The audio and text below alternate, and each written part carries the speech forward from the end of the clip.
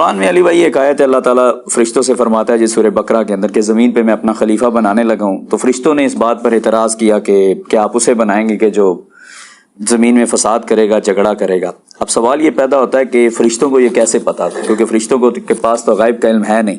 انسان کا انسیسٹر ہے جو فش ہے، اور ہندوؤں کے اندر بھی یہ بات ہے کہ جو سب سے پہلا ان کے مطابق بھگوان کا اوتار وہ میٹسی ہے، جو مچھلی ہے۔ تو قرآن میں اللہ تعالیٰ یہ فرماتا ہے کہ ہم نے ہر چیز کو پانی سے پیدا کیا ہے، تو اس میں ایوولوشن بھی آ گئی ہے۔ اور یہ مجھے یہ پوچھنا چاہتا ہوں کہ کیا اس ایوولوشن کو کیا ماننا اسلام میں حرام ہے؟ آپ نے جو پہلا سوال پوچھا ہے فرشتوں کے حوالے سے، پریویس ایکسپیرینس ہو یا نہ ہو اس سے فرق نہیں پڑتا۔ فرشتوں کو یہ بات پتہ تھی کہ اگر کلی اختیار کسی کو دیا جائے اس حوالے سے کہ حق اور باطل دونوں راستے رکھ دیے جائیں، اور اسے یہ چوائس دی جائے کہ وہ حق کو چوز کرے یا باطل کو، تو اس کائنات میں ایک ہی ہستی ہے جو پرفیکٹ ہے، وہ اللہ کی ذات ہے۔ مخلوق جو ہے وہ امپرفیکٹ ہے۔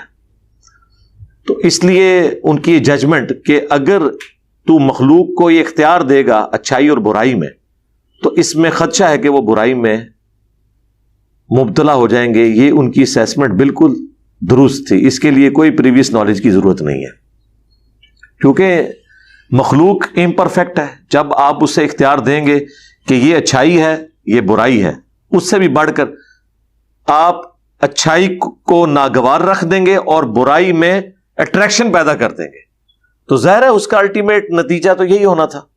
تو اس لیے فرشتوں نے جو کچھ ججمنٹ دی وہ علم الغیب کی وجہ سے نہیں تھا، وہ کامن سینس تھا۔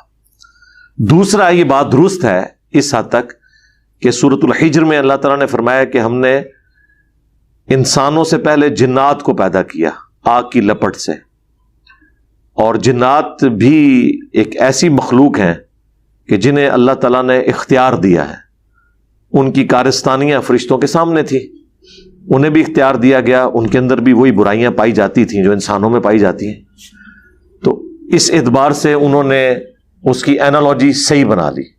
باقی جتنی چیزیں ہیں نا ایوولوشن سے ریلیٹڈ، وہ ایک علیحدہ سے ٹاپک ہے، اس کو ہم جو ایوولوشن کا ایشو ہے اس کو اس اعتبار سے دیکھتے ہیں کہ اگر کوئی کہتا ہے نا یہ ایوولوشن ہوئی ہے اور اس میں خدا کو باہر نہیں نکالتا، ہمیں کوئی اعتراض نہیں ہے، جو مرضی کرتے رہے، اس میں سے کچھ نکلنا نہیں ہے۔ ایوولوشن کو ماننے سے خدا کا ڈینائل نہیں ہوتا۔ ایک ایوولوشن تو ہم مانتے ہیں نا کہ 8 سے 1000 سال پہلے کا انسان اتنا ذہن نہیں رکھتا تھا کہ وہ بوئنگ 747 بنا لے۔ یہ وقت کے ساتھ ایوالو کیا ہے نا اللہ تعالیٰ نے انسان کو یہ صلاحیتیں دی ہیں۔ آج جو لوگوں کے سوچنے سمجھنے کی صلاحیت ہے، اس زمانے میں کریمنگ کی پاور زیادہ تھی، لیکن آج جو ان ڈیپتھ نالج ہمارے پاس ہے وہ ہمارے بزرگوں کے پاس تو نہیں تھا۔ تو وقت کے ساتھ ساتھ ہم نے چیزیں لرن تو کی ہیں۔ تو ایوولوشن سے اسلام کو کوئی الرجی نہیں ہے، اگر کوئی ماننا چاہتا ہے مانتا رہے۔ الٹیمیٹلی وہ یہ مانے کہ کریٹر خدا ہے، لیکن اس ٹاپک پہ وہ آتے ہی نہیں ہیں۔ وہ کہتے ہیں جی یہ ہوا، یہ ہوا، یہ ہو گیا، سٹارٹ کہاں سے ہوا؟ وہ کہتے ہیں ہمارا کوسچن ہی نہیں ہے، بس پہلے کہیں سے سٹارٹ ہو گیا، بس وہی خدا ہے، اس کو آپ مان لیں، اس کے بعد آپ کا جو دل کرتا ہے مانتے رہے۔ ہمیں کوئی کسی سے اختلاف نہیں اس اعتبار سے، ہم اپنی رائے ضرور رکھتے ہیں، لیکن کسی کے اوپر ہم اس حوالے سے فتویٰ بازی نہیں کرتے۔ بعض علماء نے اس طرح کی گفتگو کی ہے، ڈاکٹر اسرار صاحب نے، بعض لوگوں نے، اس لیے یہ کوئی اتنا ایشو نہیں ہے۔ اصل سوال وہی تھا کہ فرشتوں کو کیا علم الغیب تھا؟ اگر فرشتوں کو علم الغیب ہوتا تو جو سوال حضرت آدم علیہ السلام سے ہوا تھا اس کا جواب فرشتے دے لیتے۔ یہ پھکی ہے۔